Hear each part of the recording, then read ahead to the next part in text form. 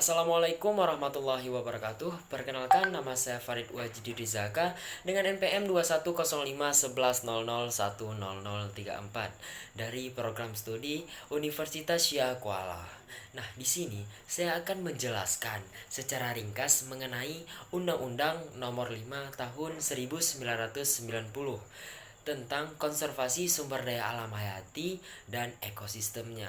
Nah, pada undang-undang ini menyebutkan bahwasanya sumber daya alam hayati adalah unsur-unsur hayati di alam yang terdiri dari sumber daya alam nabati atau tumbuhan dan sumber daya alam hewani atau satwa yang bersama dengan unsur non-hayati di sekitarnya. Secara keseluruhan itu membentuk suatu ekosistem. Undang-undang ini juga itu menyebutkan tiga sasaran konservasi. Yang pertama yaitu menjamin terpeliharanya proses ekologis yang menunjang sistem penyangga kehidupan bagi kelangsungan pembangunan dan kesejahteraan manusia atau perlindungan sistem penyangga kehidupan yang pertama.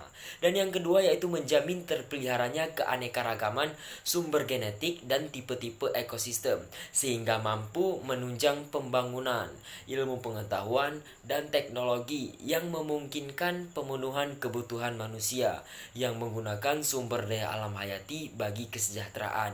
Dengan kata lain, itu pengawetan sumber plasma nutfah. Dan yang ketiga, mengendalikan cara-cara pemanfaatan sumber daya alam hayati sehingga terjamin kelestariannya.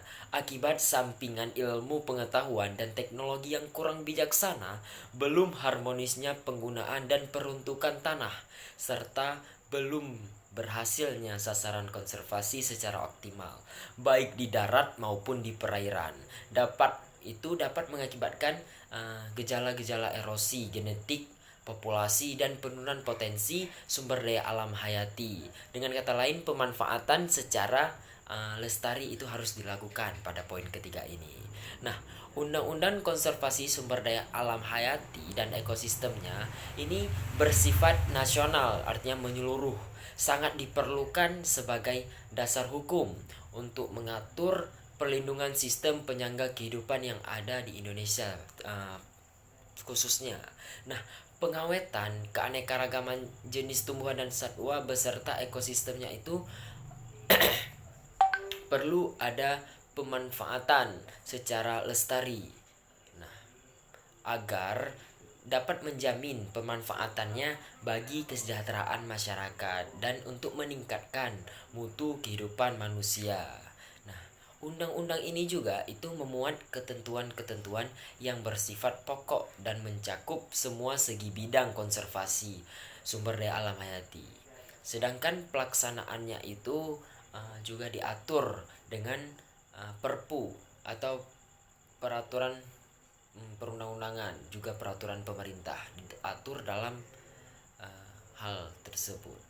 Dengan demikian, barangkali yang dapat saya sampaikan hanya itu. Semoga bermanfaat bagi kita semua. Akhirul kalam, wabillahi taufik wal hidayah. Wassalamualaikum warahmatullahi wabarakatuh. Terima kasih.